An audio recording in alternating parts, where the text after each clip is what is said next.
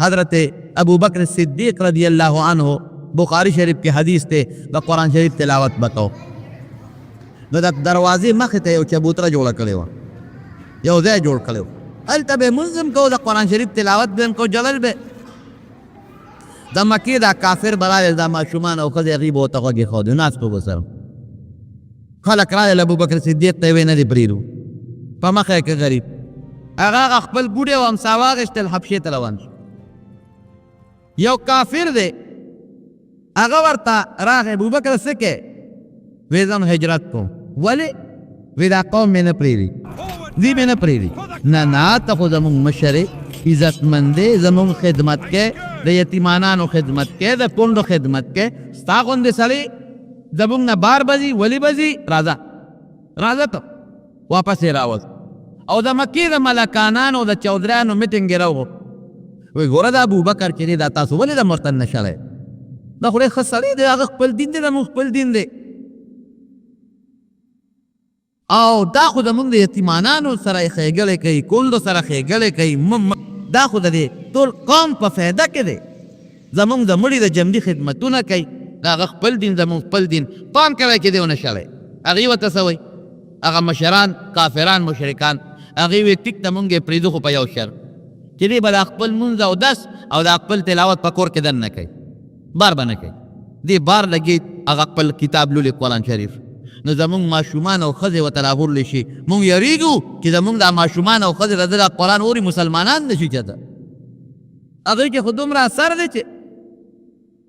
دا کافر راغی ابوبکر صدیق ته وایي بس داسې کار دی ما د امن درکړ خو ته به مهرباني کې ردې نه پس به دا قرآن په کور کې دننه وی مونځ به په کور کې دننه کې دا شرط دی در باندې ډېر ښه چې یو څو ورځې تېرې شوې ابوبکر صدیق له قون ورنه کړ بیا راووت هغه دروازې مخې ته چې ځان لکه چبوتره جوړه کړې په هغې ودرېد او بیا لګیا دي په زوره زوره د الله قرآن وي ورسره جاړي او د مکې دا ښځې او ماشومان د لار ته ډکه شوه هغوی م ورسره جاړي دي کافر او د ابوبکر صدیق قرآن ته غوږ ږدي د مکې دا مشرکان بیا ورغلل هغه کافر له ورغلل چې چا وله امن ورکړی وی تا ابوبکر له امن ورکړه په دې شرط چې دی به کور قرآن لولي هغه خو دا شرط خلاف ورزي وکړه خو بیا بار راوتی دی مهرباني وکړي یا کور ته دننه کا او یا ته خپل امان واپس که مونږ دې بار نه پرېږدو ځکه زمونږ بچي مسلمانېږي چې د قرآن اوري زمونږ ښځې مسلمانېږي چې د قرآن اوري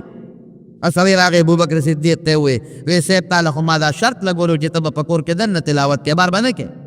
تا خو بیا دا شرط خلاف ورزي وکړه او کافر دې بار نه پرېږدي یا خو داسې وکړه چې کور دننه خپله تلاوت دې کوه ځکه ته چې بار کې دا ماشومان او ښځې مسلمانېږي ستا په دې هېواد او یا دا مهرباني وکړه چې ما ته خپل امان واپس کا بیا ته پیسه او د مکې خلک پیسه ابوبکر صدیق ورته ما ته خپل امان واپس که ما له د الله او د رسول امان کافي دی خو زه به تلاوت همدقه دروازې کې مخکې کوم دا زما کور دی او زما د کور مخه ده او که څوک ورته غوږ ایږدي کېږدي دی او که څوک نه ایږدي نه دې ایږدي زما روم یو ګڼ شمېر سره د حضرت عثمان غوندې شخصیت حضرت عثمان غوندې شخصیت رضی الله عنه یو ګڼ شمېر خلک صرف د ابوبکر صدیق د قرآن په اورېدو باندې پروردګار مسلمانان پل د قرآن خو والله دومره برکت دی چې د حد نه دی د مکې مکرمې نه نبی علیه السلام لا هجرت نه دی کړی او یو ډلې مدینې شریفې ته ولېږله مدینه شریفه کې یو مسلمان دی اسعد ابن زراره رضی الله عنه دا هغه په کور کې دیره شو دا له حضور پاک هجرت نه دی کړی خو صحابه ولېږل او دا اسعد ابن زراره کور کې دیره شو الحمدلله هلته د مدینې خلک خبر شو هغې یو میټینګ راوغوښتو دارې بلجین ساعده ورته وایي هلته ناست یې لکه د اسعد ابن زراره د مکې نه څه خلک راوستی دی هغې خو زمونږ د پلار نیکه دین بدلی وی یو خدای دی او قرآن دی او نبی علیه السلام نوم اخلي په هغې ایمان راوړی دا خو څه نوي خلک راغلی دي دا شړل غواړي او که دا مونږ ونه شړل نو ممکن ده چې زمونږ د مدینې خلک ټول دغه دین ته واوړي اسید ابن حضیر رضی الله عنه دغه وخت کې لا مسلمان نه دی کافر دی نوجوان دی هغه ویل لکه داسې وکړې ما پرېږدې زه ورځم او دا چا چې دا مسلمانان په دا کور کې دیر کړي دي اسعد ابن زراره زما دوست دی زه به یې پوه کړم وی بس که دې پوه کړه ښه که نه په ورځو پې په شریکه دا مسلمانان هم وجنو دا چې چا دیره کړي دا هم وجنو وی بس زه پوه یم اسید ابن حضیر وی تاسو کښېنئ هغې مجلس کې نه دی ولاړی دروازې والا هغه اسعد ابن زراره وله راووت رضي الله عنه دی ورته وی هلکه ما اورېدلي دي چې تاسو د مکې نه راوستي دي څه نوي دین والا او هغه نوي دین دلته خورئ زمونږ د پلار نیکه زوړ دین ختمی داسې دی چې ستا خلاف د ټولې مدینې خلکو میټینګ کړی دی او ناست دي نو یا خو دا خلک وشړه او که دا نشي چللی نو زما دوست دی زه باندې خفه کېږم نو ټول قوم ستا خلاف بلورې پرېږدي دي نه تا هم وجني او دا خلک مسلمانان هم وجني نو یا خو دا خلک وشړه او ګنې دا خلک ستا خلاف بلورې زم بیا ستا د دوستانې لحاظ نشم کوی زه هم د هغوی مرسته کوم اسد ابن زراره ورته وی اسید ابن حضیر ورته وی ملګري ته خو مې دوست دی که نه وی داسې کار دی کسان لري بوزم او هغوی چې څه وي واوره که د هغې خبرې غلطي نو تی د مټه ونیسه وویشه تا ته اجازت دی او که خبرې ټیکي نو ولې را باندې بې ګناه خلک شړئ اسید ابن حضیر ورته دا خو هوښیاره خبره دا زه چې ورځو کور ته یې دننه که چې کور ته یې دننه که په هغې کې چې کوم مشر استاد و هغه مدرسې په دواړو سترګو لوند دی عبدالله ابن ام مکتوم صحابي دی رضی الله عنه په دواړو سترګو نابینا دی الګیا دی خلکو ته قرآن ښایي دا شیخ الحدیث دی دا شیخ القرآن دی دا زمونږ د مدرسې مشر دی او ورونو دا څوک دی دا مشر عبدالله ابن ام مکتوم په سترګو ړوند نابینا د قرآن حافظ د مکې نه راغلی دی خلکو ته قرآن ښایي چې دی ورغې اسید ابن حضیر هغه اسد ابن زراره هغه کوربه ورته وایي وی زما را دوست دی دته یو څو خبرې وکړه هغه ورته وی ډېره ښه نو د قرآن شریف تلاوت یې ورته شروع کړه چې تلاوت یې شروع کړه دا اسید ابن حضیر چپ شو وی دا تا ما ته څه وورول وی دا زمونږ کتاب دی قرآن ورته وایي وی دا کم دی وی دا زمونږ پیغمبر دی محمد رسول الله صلی الله علیه وسلم په هغه الله نازل کړی د هدایت کتاب دی یاره وی داسې خبرې داسې کلام خو ما جرده نه دی اورېدلی وی ستاسو د دین څه نوم دی وی زمونږ د دین نوم اسلام دی او وی تاسو څه وایې مونږ دا و چې الله یو او دا چې ما درته څه ولوستل دا د الله کتاب او دا چې پچه نو په الله ایمان یو دی او په دې کتاب ایمان چې دا د الله کتاب دی او دا کتاب چې په کوم پیغمبر راغلی دی هغه منل دا درې خبرې زموږ وی د دین نوم اسلام دی وی په دې کې په څه طریقه سړی داخلېږي وی به دغه کلمه شهادت به وی داخل بشي وی لاس راکړه هغه اسید ابن حضیر کلمه شهادت وی پروردګار مسلمان کو د قرآن د اورېدون چې مسلمان شو قوم په میټینګ راغوښتلی دی ورغی ورته ودرېده وی څه چل دی او که سړی دې پوه کړه یاره وی هغه خو ډېر ښه خلک دی هغې خو ډېر رښتیا خبرې کوي او امام په ایمان راوړه ملګری شم خدایه مونږ لېږلې سله وې او دا پتا خو د هغوی اثر وشو بل یو کس پاسېده سعد ابن عباده رضی الله عنه د خزرج قبیلې سردار او مشر وی داسې کار دی دا اسعد ابن زراره زما د ترور زوی دی زه ورځم زه پوه یم که ما پوه کړه خو ډېره ښه ده که ما پوه نه کړی شو نو زه به ستاسو ملګری یم او د هغه سره چې تاسو جنګ کوئ زه به مو سره کوم ډېره ښه تاسو کښېن دی ورغې اسد ابن زراره ته یې دروازه ووهله بار وله راووته ترور زوی هم اورېدلي دي چې څه خلک تا راوستی دی مسلمانان ورته وایي او هغې څه نوې خبرې کوي او زموږ د پلار نیکه زوړ دین بدلوي دی ګوره ماما زویه داسې کار دی ته راشه په خپله د هغې خبرې واوره که دا خلک غلط و تا له اختیار در کوم ویې شړه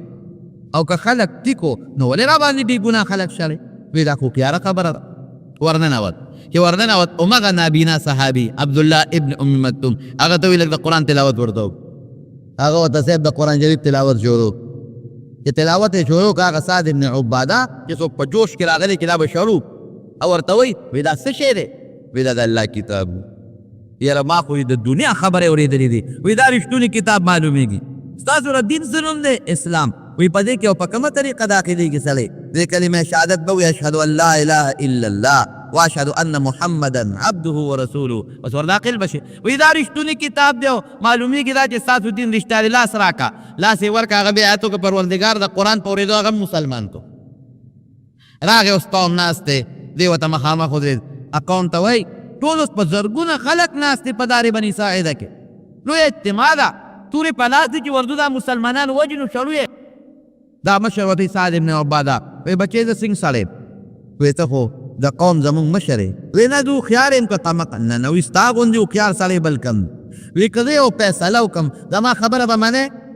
د هغې خو دا مطلب و چې دوی به راته وایي چې راځئ چې پرې ورځو د انقلاب ته خور ډېر خوشحاله زنده باد و دوی به راته دا وایي جي بلکل ته مخکې کېږه موږ درپسې یو ته چې څه هلکه ګوره یوازې مې پرې نه دی ګوره کلکولې نه نه جي کې ته څه وایې موږ ستا تابعدار ته خو موږ بوځه او تورې راکړه چې درسره ځو که نه ځو وایي ښه داسې کار دی چې د هغې څلور خبرې ما واورېده د هغوی هغه کلام مې واورېده د هغې نوم قرآن دی او د پیغمبر نوم محمد دی صلی الله علیه وسلم او رښتونی دین دی او زه خو یې ملګری شوم ما خو په ایمان راوړه او تاسو ته هم وایم چې ایمان پرې راوړئ مسلمانان شئ جناب په هغه مجلس کې په زرګونو خلکو په یک دم ټول الله مسلمانان کلو کلمه شهادت وي دا د قرآن برکت حضور پاک مبارک کی مدینه شریفه ته مدینه منوره فضا اواره وه ماشومان او جنکو هلکانو استقبال کو دا د چا برکت شو د قرآن شریف په سچه چې د قرآن شریف تلاوت څوک کوي هغه د خوند او هغه له پله کې لاره وباسي او چې څوک یې اوري چې دی مسلمان یو د زړه په نیت یې ورته غوږ کېښوده قسم دی چې د هغه په زړه کې به هم اثر کوي لارې به پکې وباسي حضور پاک مبارک کې به د قرآن شریف تلاوت کو عائشہ صدیقه رضی الله عنها فرمایي ولجوفه عزیز کعزیز المرجل وی دې سینې به لکه د کټوې جوشونه وال او جلل به ورسره او د خپې مبارکې به وپړسېدې حتی تورمت قدماه د خپې به وپړسېدې خوند به یې وله ورکو نو قرآن ډېر د برکت کتاب دی روم او ډېر د هدایت کتاب دی او چې کوم ځای د قرآن شریف تلاوت کوي د الله قهر و غضب بالته بالکل نه نازلېږي او مونږ قرآن شاته کړی دی که مونږ قرآن ته شا کړی ده هغه هم اتخذو کتاب الله وراءکم ظهریا مونږ شاته غورځولی دی مونږ قرآن له توجه ورنکړه مونږ هدایت د قرآن نه ما سوا په نورو څیزونو کې ګڼو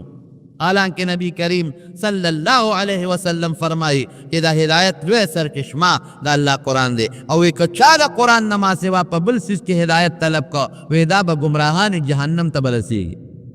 نو د قرآن یو لوی برکت دا چې مسلمانان د تلاوت کوي نه در دې قرآن سوره اخلاص در دې قل هو د دې تلاوت کوا درې ځله باندې د پوره ختم ثواب او لس ځله تلاوت چې کوي د سورت اخلاص الله به جنت کې محل درته جوړوي حضور پاک فرمایي او چې څوک 200 کرته د سورت اخلاص تلاوت وکړي 100 کرته 200 کرته تاسو خو به وکړئ شئ که نه دا نه خبره ده که نه تسبیح کنی کې زه 55 روپۍ درکړم او ځان دی والی که نه یې به در سره 200 کرته دا چې کوم لوی دي او سوره اخلاص ورځي ما سره واده وکړه انشاءالله یو ورځ کې وي که 2 ورځې کې وي که 3 کې یو ورځ کې نه په یو 2-3 ګنټې کې کېږي په یو ګنټه کې کېږي سوره اخلاص به سره د بسم الله 200 کرته وایې که نه لاس اوچت کړه چې څوک ویم به الله به پې اجر څومره درکوي اوس دا واوره اجر به الله دومره درکوي چې څوک 200 کرته سوره اخلاص ووایي د 50 کالو ګناهونه به ورته رب العالمین معاف دا خو وایه که نه یا قربان باندې پوهېږي او په دې نه پوهېږي کنځل کوئ او بل سره غیبتونه او سیاسي هغه ښه دی او دا ښه دی او دا ښه نه دی ټول عمران له خوله ستړی کړه دا ووایه ورونو ستاسو فایده ده پکې زما ورکې څه دي خو دا خو ستا د فایدې دپاره ګرځي قسم دی علما او طالبان او حافظان ستاسو خیرخواهان دي ستا بچو ته قرآن ښایي ستا بچو ته دین ښایي ستا بچو ته علم ښایي بله ورکې څه فایده ده چې ته دینداره شې ستا اخلاق خشي ستا عقیده خشي ستا عمل خشي بیا موږ دا مولیان پرې نه ښودل خبرې دي ورپسې وترې دي هغه داسې دی هغه داسې دی طالب صاحب داسې دی عالم صاحب داسې دی حافظ داسې دی دا تا ته دین ښایي تا ته قرآن ښایي تا ته نیغه لار ښایي د دې عزت وکړې د الله د برکته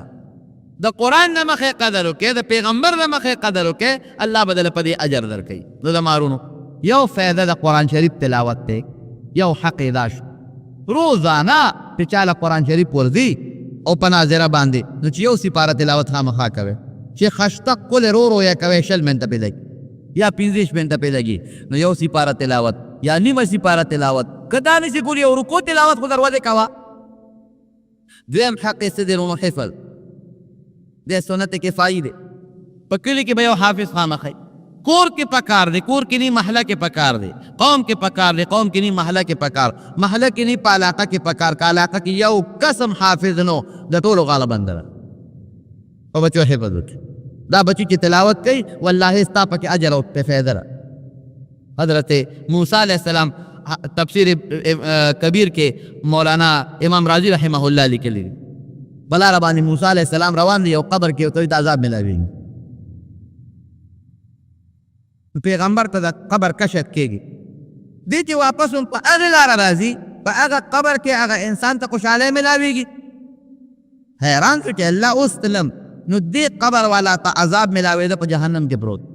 او چې اوس واپس رالم نو په جنت کې پروت دی دا ولې فوراً جبریل علیه السلام ورته راغی پیغمبر ته چې څه مسله پیښه شي فرشته ورسره فوراً راځي وی چې اوس تلم نو دې قبر ته عذاب ملاوېده او چې اوس واپس رالم نو دې په جنت خوشحالۍ کې پروت دی دا ولې وی صاحب دا سړی چې مړ شو د ده نه ښځه حامله پاتې شو امید بچی لا نو پیدا دا سړی مړ شو دا قبر وا او ډېر ګناهګارو الله پې عذاب شروع هغه د ده د مرګ نه پس د ده بچی پیدا شو او دې خو لګیا دی قبر کې عذاب ملاوي ګناهګار د ده د مرګ نه پس چې د ده کوم بچی پیدا شو هغه لوېده اوس لږ ساعت پس هغه ماشوم لوی شوی نو مور بوته او جومات کې استاذ ته کېنو چې ده ته تورات وښایه هغه زمانه کې خو د خدای کتاب تورات وکړه تورات ورته وښایه استاذ ورته وی وایه بچې بسم الله الرحمن الرحیم مونږ خو بسم الله وایو هغې د هغې مطابق چې کوم لفظ د الله په نوم شروع کوم عبرانی سریانه کې نو ماشوم وی بسم الله د الله په نوم شروع کوم وی الله وی چې د ده نه کوم پیدا دی هغه د ما نوم اخلي هغه ژبه د ما په نوم راقي او دله د عذاب ورکو بند کې پیدا به جنت ته ولېږي نو ستا نه چې کوم بچی حافظ پاتې شو په رمضان کې تلاوت کوي حافظ هو برکتي انسان دی ولې چې دې قرآن یادوي نو څونه بار بار هغه آیاتونه وایي هسې خو نه یادېږي او بیا دورونه کوي او بیا رمضان کې چې ختم کړي د هغې نه مخکې څو ځله دور کوي نو څومره اجر او ثواب د ده کېږي او څومره د مور او پلار کېږي حفظ بهترین شعر د قرآن شریف او دریم نمبر حق یې څه دی ترجمه ده د مولانا صاحب نه په ترجمه د قرآن مقصد زکې دا د الله خط دی دې کې الله ډېر څیزونه غوښتي دي او بل حقیرو نو څه دی علم چې د قرآن علم سړی وکړي دې مدرسو کې علم کېږي د قرآن هغه پوره تفصیل سره علم د قرآن شریف د قرآن په مسایلو سړی پوهېږي په احکامات یې سړی پوهېږي او یو بل اخیري حق دی دا څلور حقونه خو الحمدلله زموږ په وطن کې شته تلاوت هم کېږي او حفظ هم ډېرې مدرسې دي او درسونه د قرآن شریف هم شته او مدرسو کې علمونه هم شته او یو اخیري حق یې بل دی چې په هغې زما تاسو د ټولو غاړه بنده هغه د قرآن نظام دی ګورئ قرآن شریف کې الله وایي السارق والسارقة فاقطعوا أيديهما د غل سړي نه او غلې نه لاس پرې کړئ الزانية والزاني فاجلدوا كل واحدة منهما 100 جلدة زناکار سړی او ښځه په درو وهه قاتل داسې مړ کوه دا قانون زمونږ په وطن کې نشته دا حق باندې زمونږ ستاسو غاړه بنده ده الله دې کړي چې زمونږ په وطن کې د قرآن او سنت نظام راشي چې دا غاړه هم زمونږ ازاده شي امن سکون او اطمینان به راشي زما ورور دا د قرآن شریف حقونه دي نو کوشش وکړئ د قرآن دا حقونه خپل کې خپل بچي وباسئ حافظان یې کې نشئ کولی حافظان عالمان یې کې حافظان ډوډۍ به الله ورکوي دا نشئ کولی نو کم از کم جماعت ته رالېږئ چې په ناظره خو قرآن زده کي که نه چې تلاوت کوي ته به قبر کې پروت یې فایده خو درته ورسي که نه بس اخري یو بل ټکي درته وایم ما چې کوم احادیث ولسته آیات ولسته الله فرمایي چې انا نحن نزلنا الذکر قرآن یو لوی نصیحت ته دا موږ نازل کړی و انا له لحافظون حفاظت به موږ کوو هغه حفاظت الله په چا کوي هم په دغه طالب علمانو هم په دغه حافظانو هم په دغه عالمانو هم په دغه مدرسو جماعتونو او بل حدیث چې مې ولوست نبی علیہ السلام فرمایي اشراف امتی حملة القرآن و اصحاب الليل وی زما په امت کې دوه ډلې دي چې هغه ډېرې بهترین دي یو هغه خلک چې هغوی د الله کتاب قرآن داسینو کې پټ کړی او یو هغه خلک چې د شپې پاسي خپل رب ته په سلګو سلګو جاوي نو طالبان او دا حافظان دا خلک چې دا د الله کتاب ته ځان وقف کړی دی د حضور فات مبارک د وینا مطابق دا ډېر بهترین مخلوق دی دا الله ته ډېر خوښ مخلوق دی دا الله ته ډېر نږدې مخلوق دی محمود غزنوي یو لوی بادشاه تېر شوی دی محمود غزنوي مجاهد هغه وایي زما په زړه کې 3 شکونه یو شک مې په زړه کې دا و چې ما به الله وبخي که نه ولې د خاتمې پته نه لګي دویم شک مې په زړه کې دا و چې دا به د خپل پلار سوچه زوی ما او کارمونه به هم ځکه مور مې چې د غلطي نه کړی. او دریم شک مې په زړه کې دا چې نبی علیہ السلام فرمایي چې العلماء ورثة الانبیاء، چې عالمان د پیغمبرانو وارثان دي. نو دا د نبی علیہ السلام رښتونی حدیث دی که د بل چا خبره ده، د بل چا مقوله ده؟ دا سوداګانې مې وې. یو ځل د شپې په لاره ته یو خپل غلام ورسره دی، غلام سره د سرو زرو ډیوه او د زیتون تیل پکې بلیږي د رڼا لپاره. بیرنی خو به یو ځای کې یو لور دی لواري کوي، او یو هلک د لور هغه ډیوې ته سر ټیټ پاس کېږي او کتاب ورته ګوري. محمود غزنوي هغه هلک دی خو راشه بچې څه کوې؟ وی صاحب سبق یادوم. وی سبق کور ولې نه یادی؟ وی چې ډیوه راکره نشته، د دې لور دې ډیوې ته د شپې ګورم. وی خره دین طالب ته ګوره او دونه غریب چې ډیوه ورسره نشته. وی ها بچې دا ډیوه والا د سرو زرو ډیوې ورکړه، او تیل د زیتون دی، او چې کله هم تیل خلاصېږي بیت المال ته راځه تیل به ملاویږي. زه کور سبق یادوه. چې راغی وده شو، نبی کریم صلی الله علیه وسلم یې په خوب کې ولید. حضور پاک مبارک ورته فرمایي اے محمود را سبکتګین زویا، الله دې وبخښه ځکه چې تا زما وارث سره امداد وکړ. چې د خوبه راپاڅېد، وی نبي علیه السلام راله درې والو سوالونو جواب راکړ. دا مې شک و چې ما به الله وبخښي که نه. نو حضور پاک مبارک راته دعا وکړه چې الله دې وبخښه. دا شک مې مو الله به مې بخښي. دا مې شک و چې د مور خپل زوی مو که پردی د پلار مور مې غلطي که ده نه کړې چا سره، نو وی راته د پلار نوم واغه چې اے محمود رسول مبتګین زویه خدای دې وبخښه. نو پته ولګېده چې پلار مې خپل. او دریم په دې حدیث کې مې شک و چې عالمان د پیغمبرانو وارثان دي. یاره دا واقعي د نبی علیہ السلام حدیث دی او که دا د بل چا مقوله او خبره ده؟ وی راته وفرمایل چې اے محموده د سبکتګین زویه الله دې وبخښه ځکه چې زما وارث سره د امداد وکړو. نو طالب ته خپل وارث ووی. نو چې طالب یې وارث شو ورده استاد عالم حافظ په یقینا وارث شو ګن. دا د پیغمبر وارثان دي او د حضور پاک وینا ده. ګوره وارث هغه چاته وي چې پلار یې مړ شي یا نیکي مړ شي یا مور او د هغه نه کم مال پاتې شو دی په قبضه کې والي. نو د حضور پاک مبارک نه څه پاتې دي؟ ترکت فیکم امرین لن تضلوا ما تمسکتم بهما کتاب الله و سنتي. وی دوه څیزونه مې درته پرېښي دي تر څو چې په تاسو خپلې منګولې ولګولې نو تاسو به کامیاب یې. یو د الله کتاب او بل د ما سنت. نو دا چې چا قبضه کې واخیستل د حضور پاک میراث دی، نو هغه وارث شو که د مارو د عالمانو طالبانو حافظانو مدرسو قدر وکړئ. ښه پردی ژبه به نه غږوئ. نن امریکا د دې دشمنه ده. نن د امریکې او د برطانیې دا سوچ دی چې مدرسه بدنامه شي، بانې وله جوړئ. طالب العلم بدنام شي، بانې وله جوړئ. عالمان بدنام شي، بانې وله جوړئ. ژیره بدنامه شي، پتکې بدنام شي، مسلمانی بدنامه یغوي. میریا باندې لګیا دي مسلمان شرمئ، مسلمان بدنامئ. دا د هغې سوچ دی. دا خو دشمن دی. دشمن خو که لګیئ د دشمن نه څوک ګیله نه کوي، خو خپل د دشمن ژبه خوځئ دا ډېره خطرناکه خبره ده. پام کوئ د امریکې ژبه تاسو ونه خوځئ. په دغه مدرسو کې ستاسو د پیغمبر د احادیثو، ستاسو د الله د قرآن خدمت کې دغه عالمان او دغه طالب علمان ستا د پیغمبر د حدیثو او ستا د الله د قرآن خدمت کې. ګوره الله خو زمونږ یو شریک دی که قرآن زمونږ شریک کتاب دی، پیغمبر زمونږ شریک راهنما او مشر دی. نو دې مدرسو کې خدا خدمت کې ټیک ته غلطی پار چا کې وي دا نه چې نه وي ما کې به هم په غلطی وي، تا کې به مې بل کې به مې. غلطو ته مه ګوره، مثبت سوچ وکړه، د هغې هغه ښه پهلو ته وګوره چې دا څه کوي. نن که مونږ خور او لور او مور کې تمیز کوو دا راته چا ښوولي دي؟ دا راته علماو ښوولي. نن چې مونږ دا وایو چې دا مونځ کوو دا راته دې علماو ښوولي. که نور چا تبلیغ والا تصوف والا او یا تا ته پلار او ورور ښوولي دي، خو بنیاد ورپسې د علم دی، د قرآن او د سنت دی ورپسې. دا خو هر څه تا ته بنیاد د دې ټولو کارخانه مدرسه ده، کارخانه عالمان پکې جوړېږي. هغه علما ځي، څوک په یو لار کې د دین خدمت کوي، څوک بل لار کې د دین خدمت کوي، څوک بل لار کې د دین خدمت کوي. او ورونو ډېره سخته ورځ ده. حضور پاک مبارک فرمایي چې هر انسان به د خپل عمل مطابق په خپلو خولو کې ډوبې ډوب، څوک د نامه پورې، څوک د کونډو پورې او څوک د خولې پورې. د آخرت خولې د دنیا د اوبو په شانتې نه دي. د دنیا اوبه خو خپله سطح هموار ساتي که نه. اوبه چې د سیند راوبې د ټول خلک به یو شان پکې ډوبي. هلته خو لور او جوره نشته، نه د هر چا خوله به ده پورې ولاړئ لکه د جامو په شانتې. ده نه به بیږي او ده پورې به ولاړئ، د ده نه بل خوا به ځمکې ته نه غورځېږي، ده پورې به ولاړئ. څومره چې د چا ګناه ده هغومره خوله او دی به پکې ډوبې او ګرمي به زیاتی. الله دې د آخرت د ګرمۍ نه وساتي. نو د مارونو دی به پلار ته وي بابا راغلی ما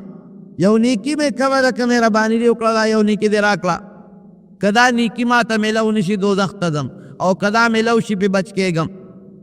پلار به ورته وي بچې د نیکو سوداګاه د چا سره نه کوم نشم در کولی. بابا ز ستا زوی یم فلان کې هغه دنیا کې چې به یو بل سره محبت او مینه وخت کولولو بم او که ترانه کې دوزخ ته به ځم. بچې الله دې د دوزخ نه وساته. دعا دله کولی شم او نیکی نشم در کولی. زما له حساب کتاب نه دی شوی. که زما کم شي څه به کوم. ځکه هلته خو جهنم به مخامخ کاري او غلمبار به کوي. خو داسې نه دی د دنیا په شان معامله. سړی به دمه شي او سړی به خوب وکړي او سپارش به وکړي یا رشوت به ورکړي او یا به وتښتي الله ته غیر ته. دا قصې پسې خو هلته نشته. دی به مینتونه ورته وکړي او به دوی بچې در باندې خفه یم چې دوزخ ته ځې زما د زړه قطرې یې. خو که چرتې زما نیکي کمه شي تاله درکړم نو څه بچېږي. دغه اور ته به غورځېږم نشم در کولی. دی به مایوسه شي مور پسې به لاړ شي. بېبې د ما یو نیکي په کار ده اب هم ورته انکار وکړي. دی به دا واسطې ورته وایي او ارسب فلا انصاب بینهم. قرآن حکیم کې الله فرمایي هلته بیا یوم یفر المرء من اخیه و صاحبته و بنیه. د مور نه او د پلار نه او د بچو نه به تښتي. داسې ورځ ده. عائشہ صدیقه رضی اللہ عنہ نبی علیہ السلام فرمائی وی چې خلق قبر نه پاسی بربند به پاسی. وی صاحب الا سړي او جنکې او ښځې وی ټول به بربند پاسی. وی دا الکان به د جنکو ته سړي به د ښځو ته نه ګوري چې بربندي. عائشې دا ورځ ډېره سخته ده. هر سړی خپل غم کې دی. مجال شته چې څوک یو بل ته د یو بل عورت ته وګوري. دا خو سړی د دنیا په عیش و عشرت کې دی نو پردو جنکو ته ګوري. چې غم پې راشي بیا پردو جنکو ته څوک نه ګوري. دا غم وخت دی. مور به انکار وکړي. دی به ورته وایي چې مور هغه زما د مینې مور د دنیا هغه واسطې به را مخکې کړي چې ناجوړه به شم تا به وایي چې په دې بچي مې دی نه او په ما دې دا بیماري وي. وی بچې در باندې خفه یم ډله قطرې مې که دوزخ ته غورځېږي در سره زه سوځم خو نیکي نشم در کولی. دا مخامخ برلارو جهنم ته به څوک ټینګېږي. که زما کمه شي څه به کوم. بیا به لاړ شي په زامنو په بچو پسې. زامنو بچو ته به مینتونه شروع کړي چې بچو نیکي راکې. هغې به م ورته انکار وکړي. دی بچې ستاسو پلار نه دغه ستاسو د برکته غر کېمه. واقعي دا مشران دا سپینګیري د چا د لاسه برباد دي د بچو د لاسه. حلال او حرام نه پیژني خو چې بچې مې ښه ژوند تېر کړي بچې مې ښه تعلیم وکړي او بچې مې ښه جامه واغوندي او بچې مې ښه بنګله کې اوسي او منډې دي او ترړې دي او د بچو له را پیدا کوي او جهنم خپل ځای شو خپل. الله دې مساترونو یاد وساته. حضرت علی رضی الله تعالی عنه فرمائی دا هغه مقوله ده وی دا هغه انسان نه بېوقوف انسان بل نشته چې د بل د دنیا د ښه کولو دپاره خپله خیرت خراب کړي. دا کم عقل انسان دی. دنیا دې د بچو جوړه کړه خیرت دې خپل خراب کړه. والله کړي دا بچي په کار شي. که نیک بچی دی قرآن دې په یاد کړه قرآن دې په زده کړه علم دې په حاصل کړه او یا نور د نیکۍ لارو سره تبلیغ دعوت او تصوف او نیکۍ سره دې وله واسطه پیدا کړه نو چې دې دا نیکي کوي خو تاله فایده در رسي. خو که چرته بچی دې دیندار نه کړه قرآن خان دې نه کړه والله که دې په کار شي. قسم مې درته وخور که دې په کار شي چې مړ شي د خلکو د شرم د وجې نه که دوه څلور دیګه در پسې پاخه کړي ام بې غوښې ځان به در نه خلاص کړي. دغه به دا ثواب دپاره نه چې خلک وایي چې بابا پسې څونه کړل. نور اسم نشته. خبره ختم. نه پکارېږي اولاد او بچي. هغه اولاد او بچي به دې پکارېږي چې ته مدرسې ته راولې جومات ته راولې د الله قرآن ورته وښیې اخلاق ورته برابر کې یا داسې د نیکۍ لارو ته وباسې دقه به دې پکارېږي باقي دې نه پکارېږي. نو بچي به م ورته انکار وکړي یا بچو ستاسو دپاره دا ګناه په ما راغلی او دغه دوزخ ته مې غورځئ که تاسو نیکي رانه کې ای بابا در باندې خفه یو خدای دې بچ کا او که تاله در کو زمون کمه شي بیا به څه کوو. ښځه به ورنه کي بچي به ورنه کي یاران دوستانو پسې به وګرځي وله به ورنه کي چې څوک د ده پېژنګلو یو هر سړی به ورته انکار کوي او یوه نیکي کمه درو وایه اوس د نیکۍ قدر شته که نشته هغه یوه کمه ده چې ته په دنیا کې وی الف زر آ او الله پې لس درکوي په دومره پوټې نیکۍ الف زر آ باندې څومره ټایم ستا لګي او په دې تا ته لس کمې میلاویږي په دې کې یو کمه ده دی به مایوسه شو خو دا خو ماله چام رانه کړه دا نیکي نو دی به مایوسه را روان شي یو سړی به ولاړي خفا دلګیر دنه به تپوس وکړي ملګري دې خوا راشه ولې خفی یاره بس ډېر خفی یم ولې دوزخ ته روانې یو نیکي مې کمه شوه او الله را سره احسان وکوي لاړ چې چا نه وغواړه هېڅ چا رانه کړه ما خو ویې دا بلا شی پیدا کړم نه پلار راکړه نه مور په کار شوه نه بچي په کار شو نه ښځه نه یاران نه دوستان چا رانه کړه نو بس اوس الله ته ور مخامخ کېږم دوزخ ته به ځم رونو الله ګورې د هر څه نه خبردار دی خو د نیکۍ دا قدر درته ښایي دا سړی به ورته وایي مله نیکي دې کمه ده وې او زه به درکړم دی به ورته نیغ نیغ ګوري ته څنګه راکړې ما پېژنې دنیا کې نه بلکل دې نه پېژنم نه مې چېرته لیدي دنیا کې او نه دې پېژنم نو ته بیا ماله څنګه نیکي راکړې دومره خلک نږدې نږدې مې په کار نه شو ته به مې څنګه په کار شې وی زما په ویړه دنیا کې د ایمان نه پس یوه نیکي ده سړی به ورته وویل نور ټول عملنامه مې د ګناه نه ډکه ده ایمان نه پس صرف او صرف یوه نیکي ده زما پې کار نه کېږي زما تله د میزان چې وتللی شوه نو ګناهونه مې دومره درانه شو چې اړو څه پته نه لګي نو زما په دې نیکۍ کار نه کېږي نو زه تاله به درکړم ته مسلمان خو به پې د جهنم نه بچ شې که نو ما خو پیسې کار نه کېږي ښه یاره دا رښتیا وی بلکل څه دې نوم دی فلان کې د فلان کې زوی الله ته به مخامخ شي دربار ته رونو تله د میزان به لګېدلي ښه پل صراط ته مخامخ به تله د میزان لګېدلي داسې وله خبره نه او رب العالمین به په خپله نګراني کوي جبریل علیه السلام به ولاړي چې هغه وحی راوړې ده اسرائیل علیه السلام به ولاړي که څوک سوال وکړي چې ما نه ستا مخکې اوښکې ده چې هغه جواب ورکړي چې الله تعالی ته ویلو کرام الکاتبین فرشتې چا چې نیکۍ بدۍ لیکلي دي هغه ولاړي آدم علیه السلام به ولاړي ځکه د هغې اولاد سره حساب کتاب کېږي او د هر پیغمبر امت سره چې حساب کتاب کېږي هغه پیغمبر به هم ولاړي دی چې ور مخامخ شي الله به یې تپوس وکړي بنده نیکي دې پیدا کړه او ربه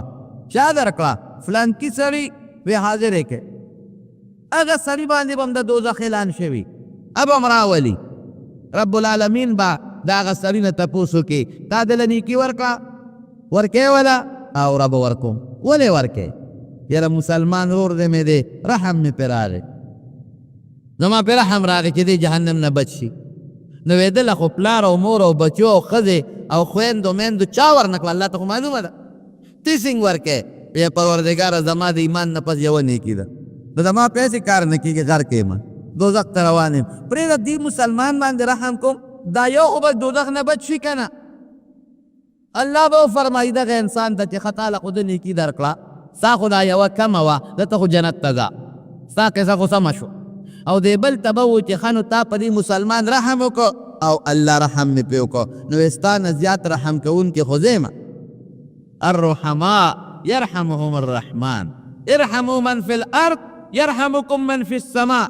رب العالمین نبی کریم صلی الله علیه وسلم فرمایي چې تاسو په مخلوق د خدای رحم وکئ اسمان والا رب تاسو باندې رحم وکړي او چې څوک په یو بل رحم کوي الله به په هغوی رحم کوي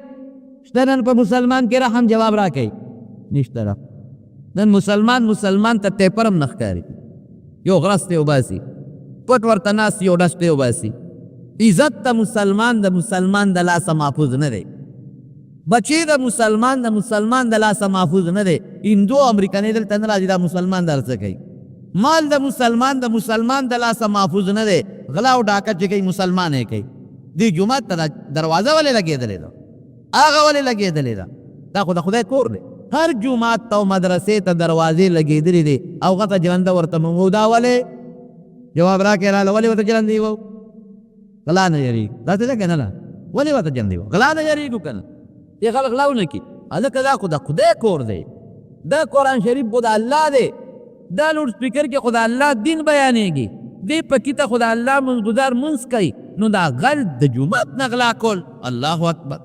دا بچه ته د هندوستان نه راغل راځي نو د روس نه به راځي نو نه جي نه د هندوستان او د روس نه نه راځي دا د دې پلوسی دی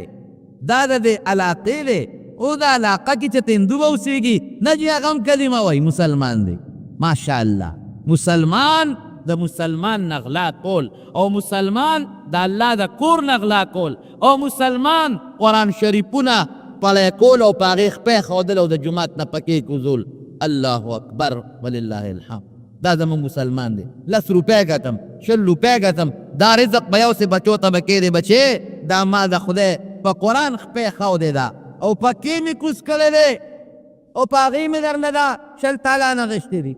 بچې دا مې د جومات جانماز پټ کړی دی همې خرڅ کړی دی او دا غوښه مې په هغې درته راوړې ده بچې دا مې پردي بچي بېګا وهلې دي او د هغې نه مې دا مال پټ کړی دی او تاله مې دا میوه راوړلې دی خوره څومره خوند به کوي الله اکبر سوچ نشته مسلمان کې رحم کم دی رحم موږ نه کوو په مسلمان ځکه خو په موږ د خدای قهر او غضب ورېږي که نه قهر او غضب ورېږي که نه ورکې رحم نشته جو او چې سره خو بیا لاندم سوځي رحم دل هم بیا سوځي رحم نشته هلکه بجلي نشته د خدای قهر هلکه باران نه کېږي د الله غضب هلکه ګرمي ده دا د خدای قهر هلکه مقدمې دي تاریخونه دي او روزانه منډې دي د خدای غضب هلکه 15 منه کوپک مې په سر دی دا د خدای قهر او غضب پلانکي هسپتال کې مې هلته مریض پلانکي کې هلته مریض دا د خدای قهر او غضب ولې رحم ممکن نشته ارحموا من فی الارض د ځمکې په مخلوق رحم وکړه اسمان والا ذات په تاسو باندې رحم وکړي دا زما وینا نه ده دا د رسول الله مبارک وینا نه ده هغې استی کې هغه دروغ نه وي او رښتیا و نبی علیه السلام مبارک فرمایي وی الله راته جهنم وخو جهنم یو ښځه وه پیشو یې مړه کړې وه جهنم کې پرته وه او هغه پیشو پې لګیا وه چکونه یې پې لګول ولې وی پیشو یې تړلې وه نه خوراک ورکو نه یې پرېښوده چې ځان له په خپله ښکار وکړي هغه پیشو د لوږې نه مړه شوه پروردګار هغه ښځه د هغه پیشو د لارې وجې نه جهنم ته ولېږله وی ما په خپلو سترګو حضور پاک مبارک فرمایي ولیده چې هغه پیشو پې چکونه لګول مخې ته شوکاو او دوزخ کې سوځېدله ښه بله ښځه مې ولیدله ګناهګاره بخاري شریف کې حدیث دی بله ښځه وه په لاره تله تږې وه یو ځنګل کې ورته کوي ښکاره شو چې هغه کوي له ورله نو چې ګوري نو برقه نشته په کوي برقه نشته او یو سپی د تندې په مخ اغشتې دی سپی ژبه یې دومره بار رسته ده او د تندې د وجې نه هغه سپی د کوي په غاړه چې کومه خټه ده هغه خوري هغه ساتي یاره دا ښځه وایي چې زه څنګه تږې معلومېږي دا چې دا سپی هم هغسې تږې دی زر یې موزه وویسته موزه او هغې پورې خپله لوپته وتړله برقه نشته پکې وي او هغه موزه یې ښکته کړه او د پینې پکې اوبه راوویستې او هغه سپي ته یې هغه اوبه واچولې هغه سپي هغه اوبه وڅکلې سپي یې مخکې سیراب کړ وروسته یې ځان سیراب کړ رسول الله مبارک فرمایي د هغه سپي باندې ښځې رحم وکړه او سیراب یې کړ الله هغه ګناهګاره مومسه حدیث کې راځي هغه د جهان ګناهګاره ښځه د هغه سپي د رحم نه وجې پروردګار جنت ته ولېږله رحم داسې شی دی مچان وجل جیز دي ګورې ګناه نه ده مچ چې سړی وجني ځکه دا خو دا بیماری ته پیدا کېږي هیزه او بلبل لیکن د انسان نیت ته ګوره انما الاعمال بالنیات یو سړی چې خوب کې ولید وی الله د سره څه وکړل یاره وایي په یو معمولي عمل یې وبخله په یو ډېر معمولي عمل پسې یې وبخلې وی چې الله راته وایي چې یو ځل دې په مچ رحم کړی دی ما وبخلې څنګه صحیح مې راواغېسته په مشوانه کې مې قلم ګنده کړ او په هغې مې خط لیکه خو چې قلم مې راوچت کړ یو مچ راغی په قلم په سوګه کېناسته هغه صحیح یې اسکله ما وی راشه یاره د خدای مخلوق دی او دې وخت کې تږی دی یا اوږې دی پرېږده چې دا صحیح اوس کي لږ ساعت مې ورته قلم ونیوه چې مچ مور شو پاسېده ما بیا خط شروع کړ الله وی دغه کار دې کړی په دې مې وبخلې جنت ته ده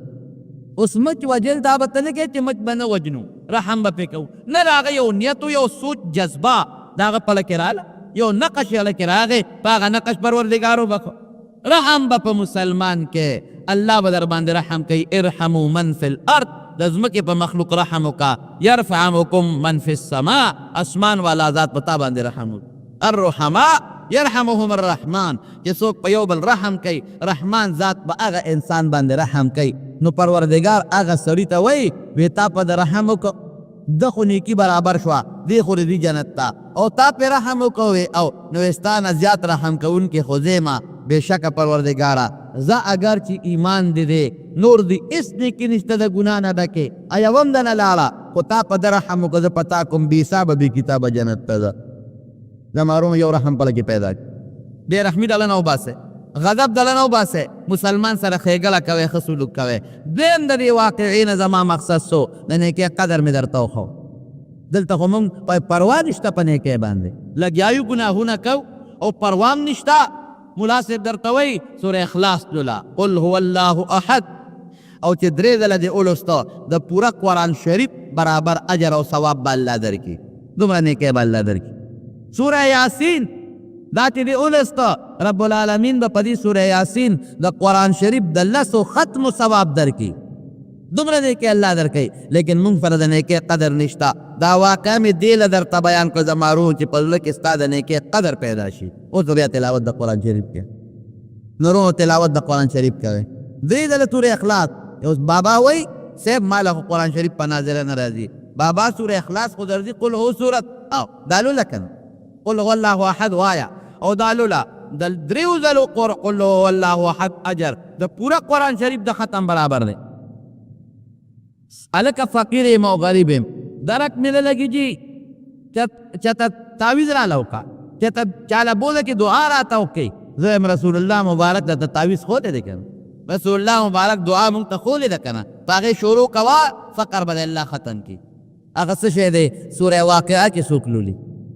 بل خیری صورتونو کې صورت ته حضور پاک مبارک فرمای پکم کور کې چې صورت واقعه تلاوت کېږي هغه کور کې به الله فقر او تنگ دستی نه راولي الله به رزق فراخ ورکړي نه خدام بل کم دی عمل پیو کا زمارو قرآن شریف کې بے انتہا فائدې دي او کوم د قرآن شریف فائدو ته سوچ وکړو او موږ د الله قرآن ته ځان وقف کو او د الله قرآن ته ځان ورنږدې کا خوان پکې څومره دی وایه رښتیا کنه چې کوم ځای د قرآن شریف تلاوت کېږي د انسان په زړه کې کرښې او لارې جوړوي که نه جوړوي دا قاري صاحب دی مشهور قاري تیر شوی دی قاري عبدالباسط مې تلاوت مخامخ په مخامخ اورېدلی دی یو وخت کې ستاسو دې صدر ته راغلی و په دې سنهري مسجد کې سورت قاف تلاوت کوي بم راغلی ورته ناست ناشنا تلاوت حالانکه شکل ته چې ولې وله کتل نو تا به پې ګمان ځکه ګیره برې تر څه یې دی یو شینه شنه پټه د سر نه تو کړې وه دی و د مصر الله آواز ورکړی یو عجیبه لهجه الله ورکړی وه یوازې د قرات او د تجوید مهارت نه آواز سا او بیا هغه لهجه او طرز د تلاوت چې هغه له پروردګار کوم ورکړی و دا په دنیا کې منلی شوی قاري د مصر اوسېدونکي کویت ته راغلی و د لویو کارخانو مالک او کویت کې خط دی د هغه تاریخ لیکي وی مصر کې هغه زمانه کې چې د مصر بادشاه جمال عبدالناصر و لار کې نو د بل ملک هغه بادشاه ولا د ښار د معززین راوغواړي ډوډۍ وله وکړي او تاسو به لیدلي په دې ډوډو کې ورته بیا غدول او سرنا او ډب ډوبه قصې پسې ورته خوشحاله یې جنکۍ ورته ګډئ شرابونه کبابونه عبدالباسط وایي چې ما ته مې اطلاع راله چې د روس بادشاه دی ورسره ډېر لوی وزیران دي او ډېر لوی وفد دی او جمال ناصر ډوډۍ کړی ته هم راشي ویې لاړم لوی میز لګېدلی دی او د میز نه یو طرف ته د روس بادشاه دی خروشچیف او هغه سره خپل وفد او بل طرف ته جمال ناصر دی او د مسلمانانو وزیران دي او دا میدان ټول د مسلمانانو نه او د دغه روسیانو نه ډک دی هغه سره لوی وفد دلته وی دی خبرې کوي جمال ناصر دغه د روس بادشاه ته وایي چې صاحب که دې خوښه یو کلام درته وورم وی موږ وی چې دی به چې ته ډول سرنا اوس ډنګه ډونګه به ورته کوي اوس دلته وی هغه وی چې واوروه وی جمال ناصر ما ته مخ راواړو چې قاري باسط تلاوت شروع کړه وی زه تیار نه وم تلاوت ته وی هلکې مې فکر شو چې خدایه تلاوت تا خو د روس بادشاه دی روسیان خو قرآن شریف څه کوي چې خدای او پیغمبر هم نه مني هغوی خدا شی نه مني نه خدای مني نه رسول مني او نه پیغمبر مني او نه قرآن مني دی په تلاوت څه پوهېږي چې د تلاوت ورته وکړم وی لږ داسې ساوه شوم وی ما ته وایي چې عبدالباسط ته تلاوت شروع کړه ته شروع کړه وی ما تلاوت شروع کړه وی هلکې سوچ کوم تلاوت هم کوم او هلکې دام سوچ کوم چې عبدالباسط نور کله به ستا تلاوت هغه چا اورېده چې دا قرآن خو مني که نه مسلمانانو به اورېده او نن ستا تلاوت ته هغه خلک ناست دي چې دا قرآن خو څه کوي د دې پیغمبر او د دې رب هم نه مني وی ډېر شوق یې راکا تلاوت وی داسې شوق یې راکا او دومره مینه یې راکړه او دومره په خوند تلاوت مې وکړه چې وی ماله جلا راله او هغه جلا کې زما ساه بنده شوه نو تلاوت مې بند کړ وی که داسې مې وکتل جمال ناصر هم جالي او مسلمانان هم جالي وی چې مخامخ دی هغه د روس بادشاه ته وکتل هم جالي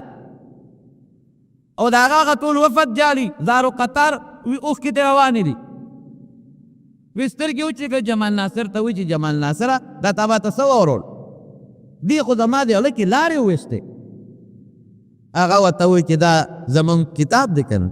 مونږ خو یو دین منو اسماني او یو ذات منو د دې یو خالق او مالک د دې دنیا او دا هغه الله زمونږ د هدایت لپاره نازل کړی دی دا مې درته واورو وی چې په دنیا کې مې هر قسمه کلام اورېدلی دی هر قسمه خبره مې اورېدلې ده او په طرزونو باندې او په سرناګانو کې مې هر قسمه شی اورېدلی دی لیکن زما په زړه کې چې دې کلام کم اثر پیدا کړو زما په زړه کې کومې لارې پیدا کړې دا یو کلام زما په زړه کې نه پیدا کړو د قرآن شریف ډېر لوی برکات تیرونو ګورې او د قرآن شریف ډېر لوی اثر دی افسوس او افسوس چې مونږ په صحیح طریقه د الله کتاب له توجه ورنه کړه ومن يتوکل علی الله فهو حسبه څوک چې په الله اعتماد وساتي الله ولا کافر د نبی علیہ السلام مبارک صحابه کرام بخاری شریف کې حدیث یو عقیده تلو تقریبا 300 صحابه وی خوراک ختم شو وی چې خوراک ختم شو وی مونږ به دروازې دو خانه لالو دو خان وی په هغې به زمونږ د لښکر د غوښو ګزاره کې د خوراک ګزاره کېنه اخره کې ملګرو منې کړو چې د خان تاسو حلالوئ او د خان ختم شي نو بیا به وطن ته پسه ځو بس وی دا لاسونه خپې م وشلېدل دا پوندې مو شلېدې وچاودې او دا تلي مو چاودل او د خوراک څښاک هېڅ سامان نشته خدای اوس پسه کوو وی چې دریاب ته نږدې شو وی دې کې دریاب یو کب راوغورځو دا بخاري شریف کې حدیث عنبر ورته وی یو لوی کب چې دریاب کب یو چپه والا دا سمندر دریاب چې دی مضبوطه چپه و یو غټ کب یې غاړې ته راوغورځو چې کب یې راوغورځو مونږ سره خو تورې په لاس کې وې بس په تورو مغه کب وو چې رانه دوباره دریاب ته ونه غورځوي راټینګ وی هغه کب مونږ وخوړه او د هغې چې کوم ډلو هغې کې کوم اواز کوه وی په هغې به مخونه او لاسونه او پوندې غوړولې وی وجودونه هم ساربه شو کب څونه دا 300 صحابه کرام او وی مونږه یو میاشت د دې کب غوښې وخوړې یو میاشت او مدینې منورې ته نبی علیه السلام لم لږه غوښه راوړه او اندازه د غټوالي دې نه لګوله چې وی د هغې 2 لشې م راواغېشتې 2 لشې نو یو بل سره مو درولې داسې مخامخ هغه 2 لشې م بله څوک یو ځای کړی په ځمکه مو درولې چې دا به څونه اوچتوالي نو چې زمونږ په اوښانو کې کوم غټ اوښ او زمونږ په سړو کې کوم اوږد سړی وی هغه هم په هغه اوښ باندې سور کړ او وی د هغه لشو لاندې م تېر کړ وی سر یې ورسره ونه لګېد دې ته کب وایي زموږ په وطن کې دا مشهوره ده وی چې غټ کب یې به حلالۍ یعنې مردار دا خبره غلطه ده ښه کب چې هر څومره غټي د کب ذبحې ته او حلالولو ته ضرورت نشته کبان د دریاب ټول حلال دي ومن يتوکل علی الله فهو حسبه دقسې رزق به بیا درکوي ابراهیم ادهم رحمت الله علیه دا ادهم یې پلار د بلخ د علاقې بادشاه دی دا اوس چې ازبکستان او دا علاقې دي د دې ټولې علاقې بادشاه او ډېر نیک سړی عادل بادشاه الله به ډېر یادو من کان لله کان الله له څوک چې د الله شو الله د هغه شو ومن يتوکل علی الله فهو حسبه چا چې په الله باور اعتماد وکړي الله ولا کافي دی د الله نه لوی ذات چې الله د چا لپاره کافي شي د هغه نه لوی ذات بل شته نشته ورونو یو ځل ته چا تپوس وکړي تا خو بادشاهي پرېښوده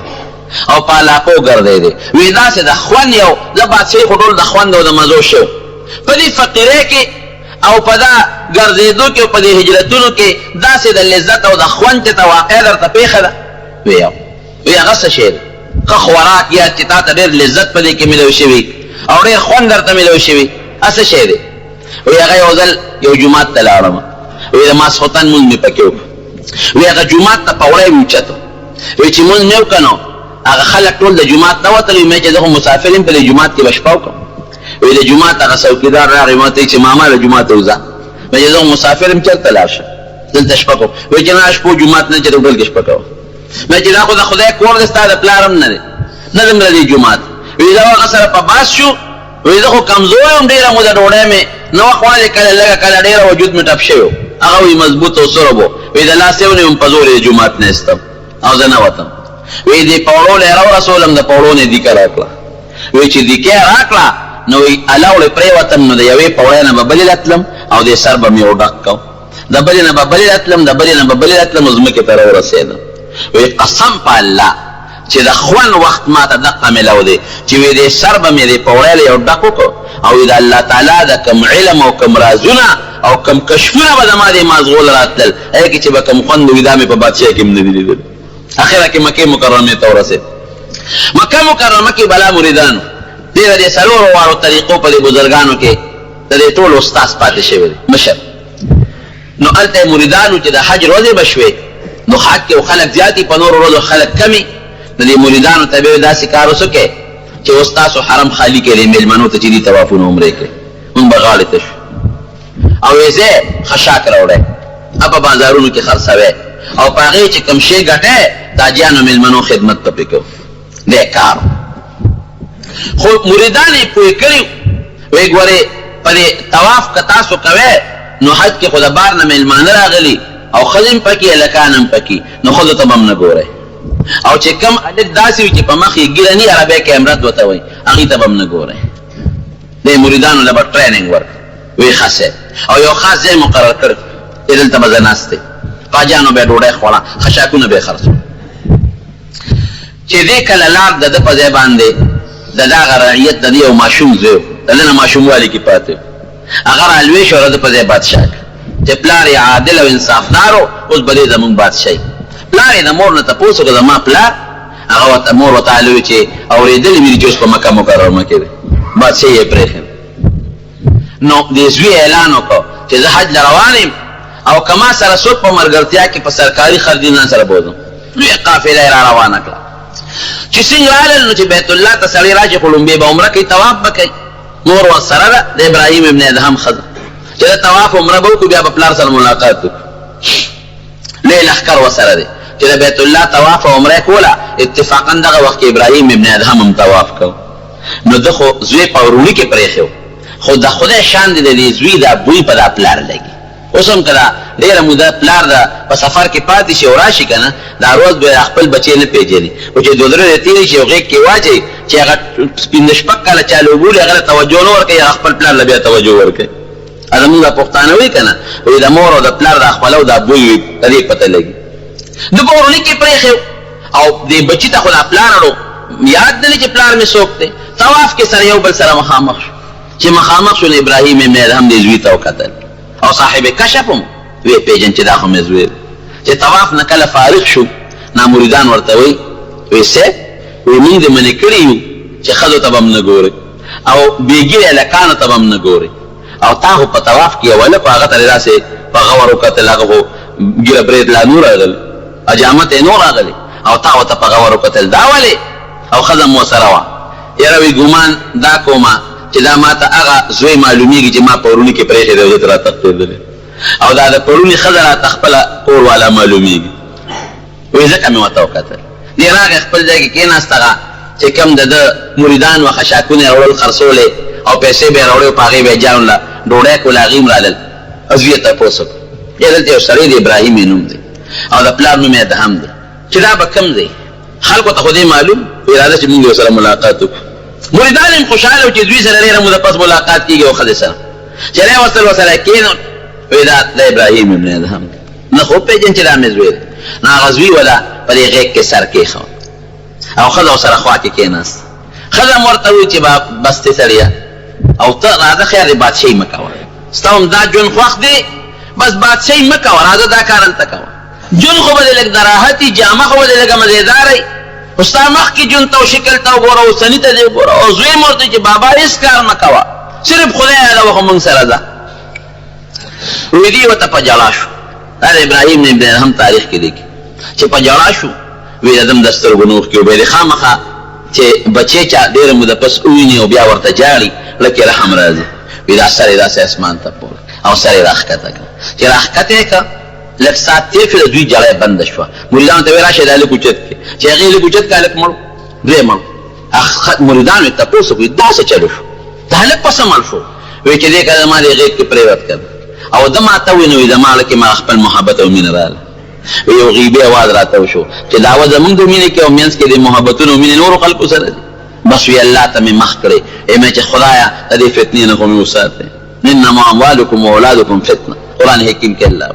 او بل ځکه وی چې اموالکم زینت الحیات الدنیا مال او اولاد تاسو دنیا ډول دی ګور کني ک اولادي خدای آخرت ته ګټه شو کبد اولادي د دنیا د ګټه ده آخرت ته په خراب نو ایباوی چې بس دوام قبول ده علی فتنه نه چې ما خدای خلاصي خو یا به ما وجنه یا به دی وجنه نو دا پاک قبول شو ما پاک قبول نه شو الله چې دې باور او اعتماد وکړه بیا به نه په ګرمه پر وای نه به په یخنه پر وای دا بنوي چې ګرمي ده او دا مونږ په کې ماسوتن موټر په وځه وګرځو یاره یخنی ده او یا تیار ده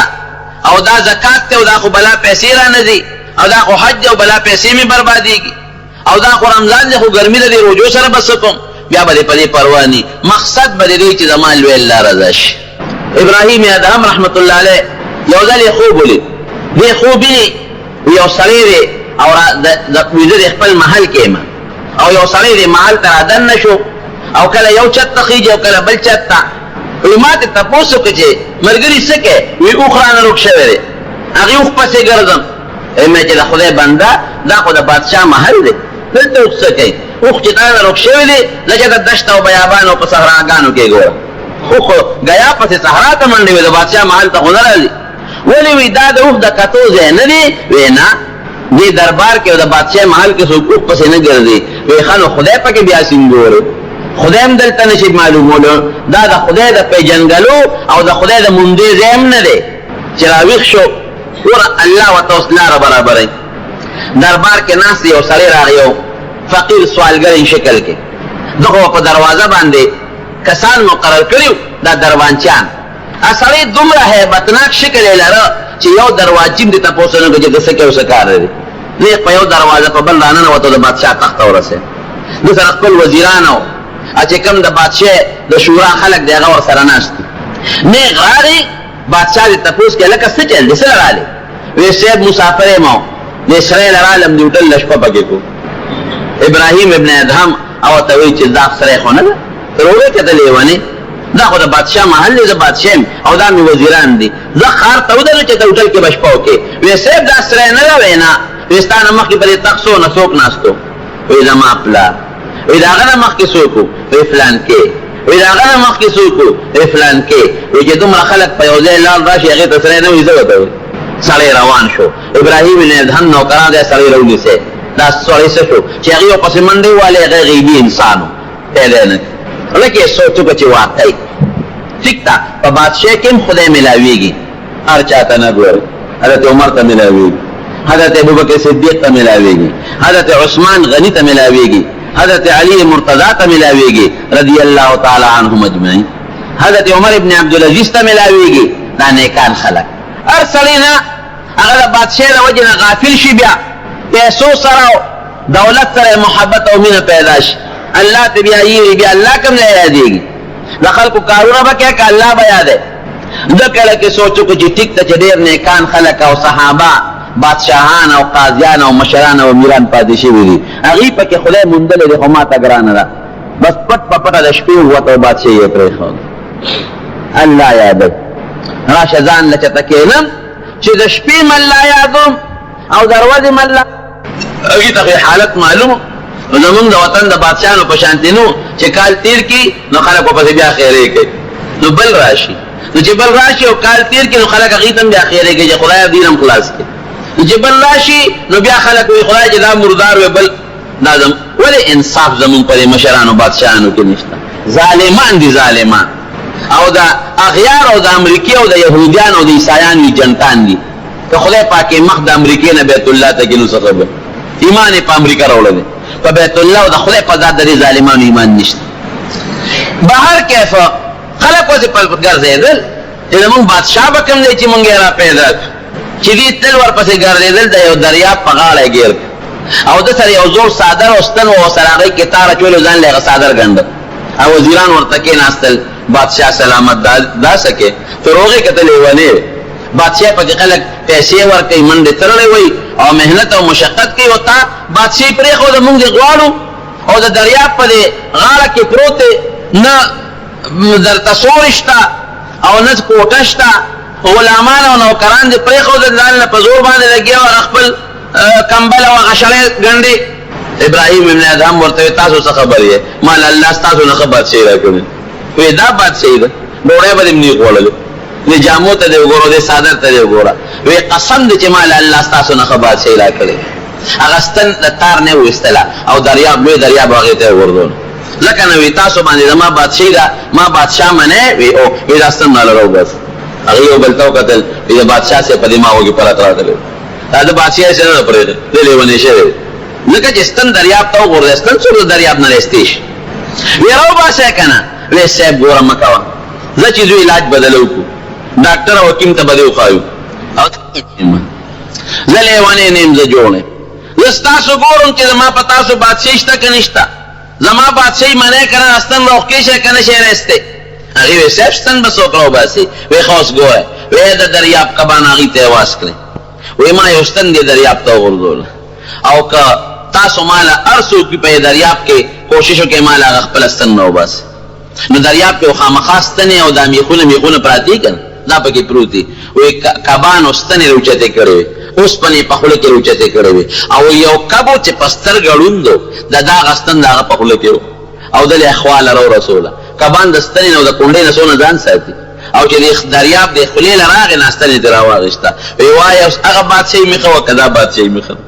مې په تاسو بادشاهي وه. اوس ما له خدای پاک په دې کائناتو بادشاهي راکړې. نورونو په الله به بروسه اعتماد ساتو، خپل اسباب به نه پرېږدو، د دنیا اسباب به استعمالو. که څوک زمیندار یې خپله زمینداري دې کوي، خو اعتماد دې پرې نه ساتي.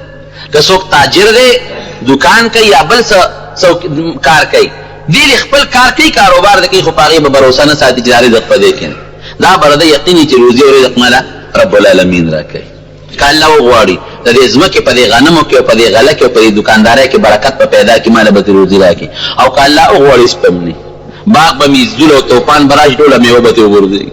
غنم به مې تیار وي، بارانونه او ګلی به پرې راشي، سپم پکې ونه شي. نو اسباب استعمالول، خو اعتماد په اسبابو نه کول، اعتماد په لوی الله کول، دې ته توکل او اعتماد او بروسه وایي. الله دې زمونږ په لوی ذات بروسه پیدا کړي. ور ما درته مخکې وي چې زمونږ رزق، زمونږ ژوند، زمونږ مرګ، زمونږ خوب، زمونږ ویښه، زمونږ عزت، زمونږ ذلت، زمونږ هر څه الله په اختیار کې دي. چې په الله د اعتماد وساتو، دا ټول بر الله تابع کړي. او چې په الله د اعتماد نه وګرځو، پسې منډې وه. دعا وکړئ چې الله په موږ رحم وکړي.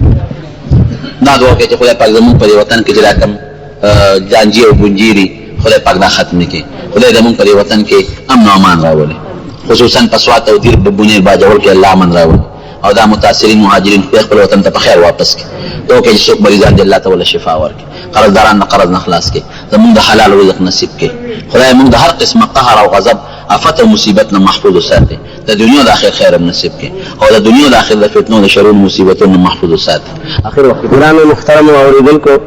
د شیخ الحدیث مولانا محمد ادریس صاحب په دې 351 نمبر کیسټ کې تاسو په الله د توکل او د بروسې بیان واورېدل.